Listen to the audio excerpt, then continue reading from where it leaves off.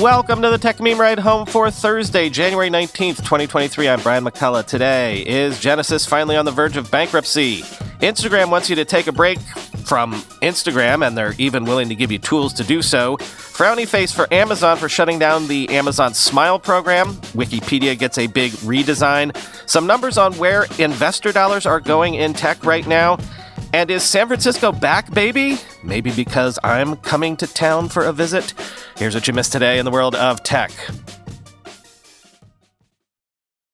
Is another one about to bite the dust? Sources are telling The Block that Genesis creditors are negotiating a bankruptcy plan with the firm and weighing a 1 to 2 year forbearance period in exchange for cash and DCG equity.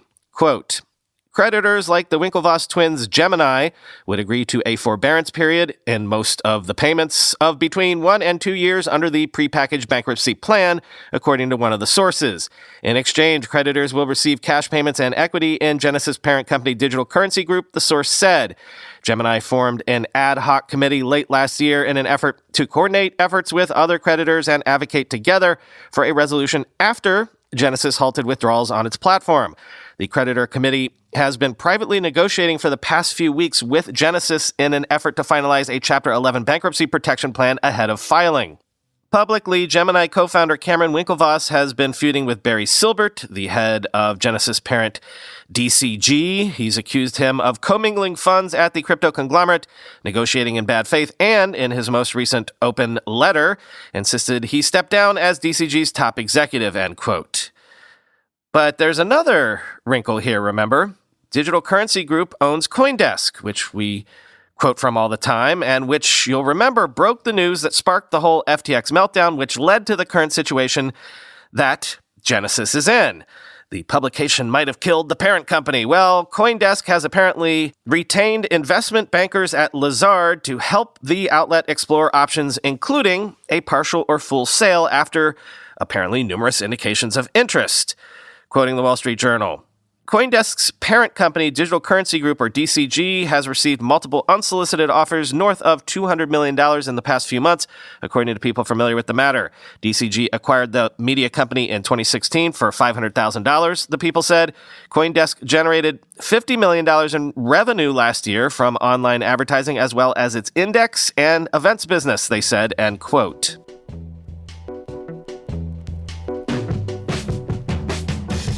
Instagram is rolling out quiet mode, which silences notifications, auto-replies to DMs, and informs your friends that you're taking a break, and plans to prompt teens to enable the feature at night. Quoting TechCrunch, quiet mode joins a handful of other screen time management tools Instagram now offers, including daily time spent controls that allow people to track their app use and send themselves alerts, those to configure take a break reminders after individual app sessions extend beyond a certain amount of time, and various tools to pause, snooze, and unfollow pages, groups, and people to help further reduce engagement with addictive or otherwise unwanted content. With the new quiet mode feature, however, the idea isn't just to introduce a tool that pushes users to take a break. Instead, it focuses on the real-world impacts that accompany trying to step away for a bit from an app that you regularly use, and one where others expect you to be available. With quiet mode, Instagram users can choose to take a break, to study, to sleep, or to otherwise disengage. It's sort of like the Instagram equivalent of turning your instant messaging light off, for those who remember the AIM and ICQ era. When you exit quiet mode, the app will offer a summary of what you missed during your downtime to help you get caught up. Instagram says teens will be prompted to enable the feature when they spend a specific amount of time on Instagram at night, but quiet mode will be offered to all users. Instagram says the prompt will be triggered after a short amount of time, but didn't provide details on what it considers short. The launches come as Instagram works to make its app less of a target for regulators and lawmakers who have been concerned with social media's potential harms, particularly for teenage users, end quote.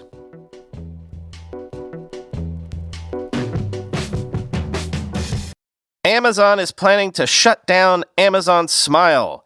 This was a scheme launched back in 2013 to let customers donate 0.5% of the purchase price of various eligible items to a charity. The smiles end on February 20th.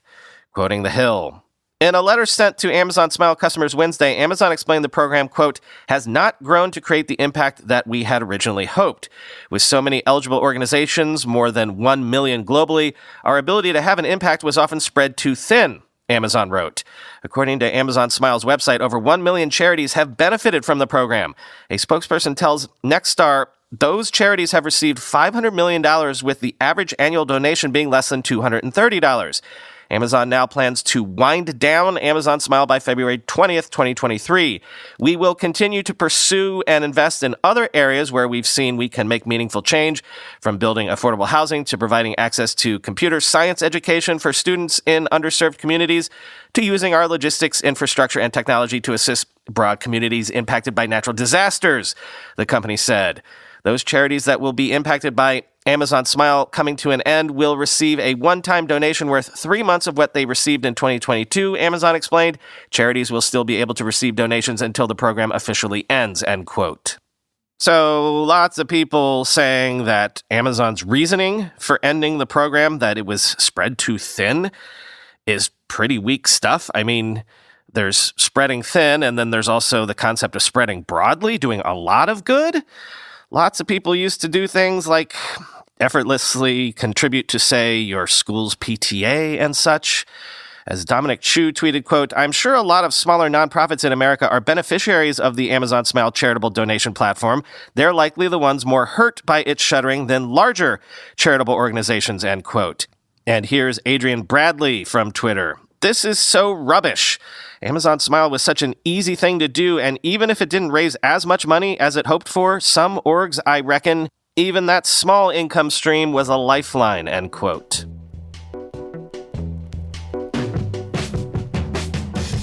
Wikimedia has launched an updated Wikipedia design, including improved search and accessibility, a refreshed table of contents, and easier language switching. This is the first makeover the site and service have seen in over a decade. Quoting The Verge, the changes being introduced are not very dramatic. In fact, they may not even be immediately noticed by some users. The organization, however, says the update was necessary in order to meet the needs of the next generation of internet users, including those who are more newly coming online and may have less familiarity with the internet. To develop the new interface, the foundation engaged with more than 30 different volunteer groups from around the world, with users in places like India, Indonesia, Ghana, and Argentina, among others, all helping to test the update and provide insights to the product development. The goal for the update was to make Wikipedia more of a modern web platform, it said, and to remove clutter, while also making it easier for users to contribute. It additionally aimed to make the desktop web version more consistent with Wikipedia's mobile counterpart. Among the changes is a newly improved search box that now uses both images and descriptions in its autocomplete suggestions that appear as you type to help direct users to the article you need. This change, like many being introduced, is relatively small but offers a visual clue that could speed up searches and make them more helpful. The Wikimedia Foundation said this update led to a 30% increase in user searches when it was tested, a reminder that even minor changes can have larger impacts on a product's real-world use. Another change involves an updated sticky header where you'll find commonly used links like search, the page name, and sections that move with you as you scroll down, staying pinned to the top of the page. That means you'll no longer have to scroll back up to the top to find what you're looking for, allowing users to stay focused on reading or editing the content instead. Again, this seems like a smaller tweak, but one that decreased scroll rates by more than 15% during tests, something that may be helpful to those who spend a lot of time on Wikipedia navigating between pages and sections, though it largely addresses an annoyance with the site more so than any real problem. The tests also found that edits people started using with the edit button in the sticky header were reversed less often than those initiated through other edit buttons on the page. Language switching tools were previously available, but are now bumped up to a new, more prominent position at the top right, allowing readers and editors to switch between over 300 supported languages. This could be helpful in emerging markets where multilingual users want to access pages from other languages at times. The new table of contents section on the left side of articles, which helps people navigate through longer content, will now remain visible as you scroll down the page and helps you to see which section you're currently reading. This makes it easier to jump around, moving in between various parts of the article as you further investigate a topic. Again, helpful, but not world-changing, end quote.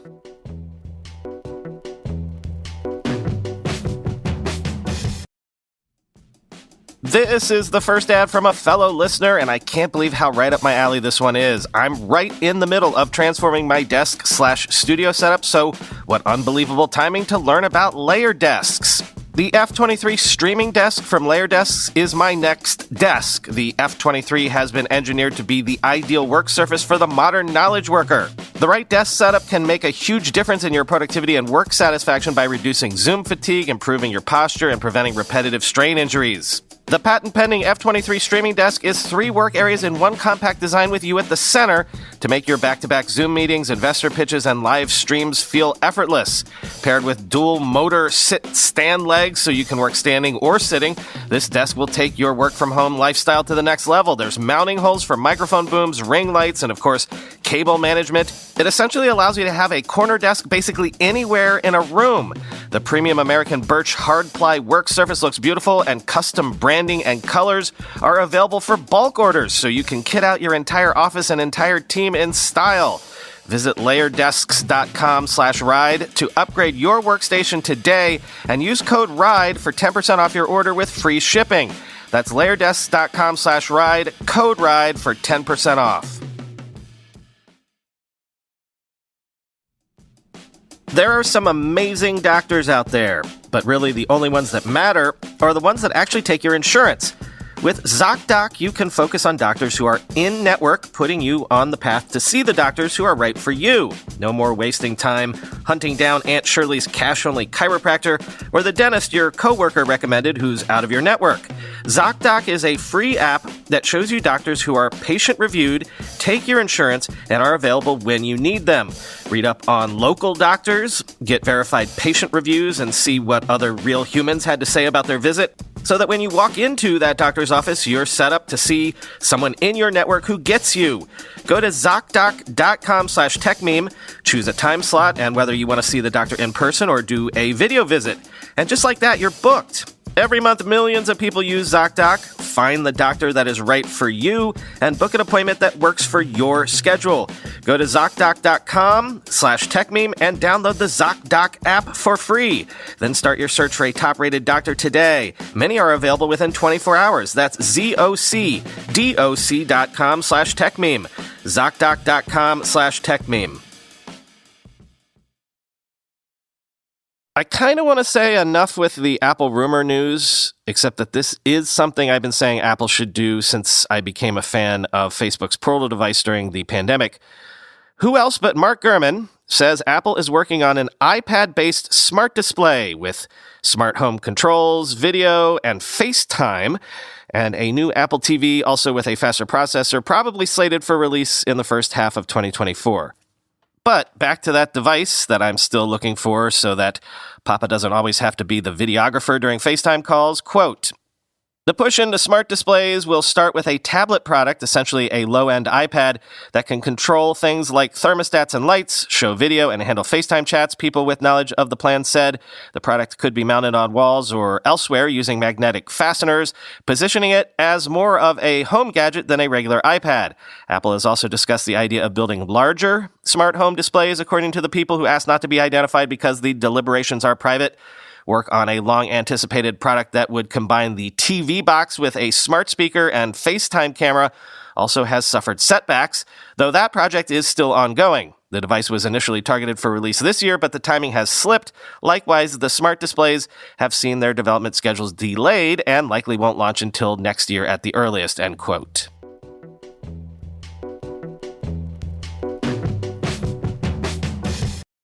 Finally today, some interesting data points from startup funding land, but also from startup land itself. An analysis from Crunchbase says that funding to VC-backed Web3 startups fell from $29.2 billion in 2021 to $21.5 billion in 2022. But as last year went on, the numbers got even worse. Q4 2022 funding fell 74% year over year at Web3 projects, from $9.3 billion to just $2.4 billion.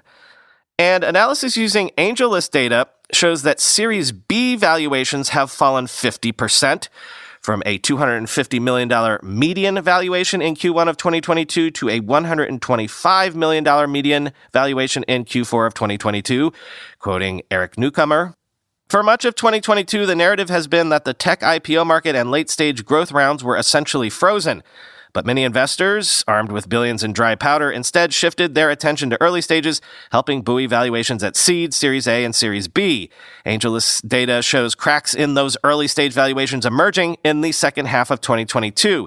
Even seed round valuations began to fall by the fourth quarter. Surprisingly, by volume and tenor, venture activity in Q4 was nearly identical to the second quarter of 2020 when COVID first hit startups and everyone else was panicking. Abe Othman, head of data science at AngelList and report co-author, wrote in an email, "At the time, that was the worst quarter for venture since we started tracking in 2016. Of course, that quarter was followed by a quick recovery and then an investment frenzy, but this time feels different. I believe it would take a jovial temperament, perhaps verging on delusion, to anticipate the same rebound happening over the next several quarters," end quote. Among those startups reporting a change in their price per share in the quarter, the percent of startups that raised a favorable round of financing or sold the company above the last round price dropped by 17 percentage points year over year to just 67%, according to AngelList. While the dip in the second half of 2022 is worrying, it doesn't seem akin to anything like the dot-com bust level turbulence. The majority of startups are still raising at premiums to last rounds of funding, and pre-seed valuations don't even seem to have been affected yet by the downturn. If you just zoomed out and looked at 2022 as a year, things actually weren't so bad. Year over year, average valuations increased at all stages in 2022, the report says. But of course, the poor performance for valuations in third and fourth quarters of 2022 raises questions about what this year will look like, end quote. And also this narrative violation, Vox says that people might be moving back to San Francisco. Quote, "Over the last 12 months, San Francisco has seen the second biggest worker population gain of any area in the United States, according to LinkedIn. The January data, which measures when people update their locations in their profiles, showed that for every 100,000 LinkedIn users, 83 of them moved to San Francisco in the last 12 months. The workers largely came from Los Angeles, Dallas-Fort Worth, and Washington, D.C. The data represents a significant shift in population trends for San Francisco, which hadn't seen notable net gains in LinkedIn's data since 2017. The San Francisco metropolitan area had some of the biggest population declines from 2020 to 2021, losing more than 125,000 residents, according to the latest available census data. Indeed, more people are now coming to San Francisco than leaving. By the end of last year, nearly 2 people were coming to the metropolitan area for every 1 that left. LinkedIn wasn't able to provide the net change in area members since the start of the pandemic. The area was still bested by Austin, where prices are still relatively cheaper and where there's no income tax, but that's been the case for years now, end quote. Well, speaking of Austin, though, I saw a tweet yesterday from Ethan Mollick, who's a professor at the Wharton Business School. I'm going to share the link to it in the show notes, but I really hope someone does a deeper write-up on this angle, quoting the tweet. "Last quarter, only 23% of U.S. venture capital went to Silicon Valley. A low number, but it fluctuated every quarter. So what emerging tech center has been on the rise? Not Miami at 1% of venture money captured, or even Austin at 1.4%, but Los Angeles at 12.5%, joining the big leagues of Boston, 11%, and New York City at 14% of all venture investment attracted," end quote.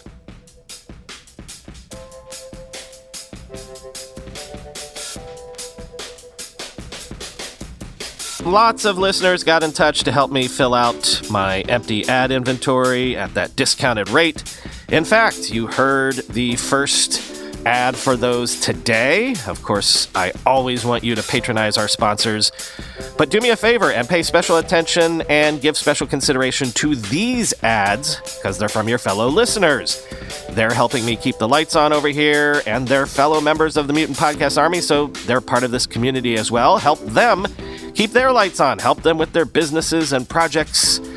I'll try to keep identifying the ads from listeners to help you do so. Thanks in advance, y'all. Talk to you tomorrow.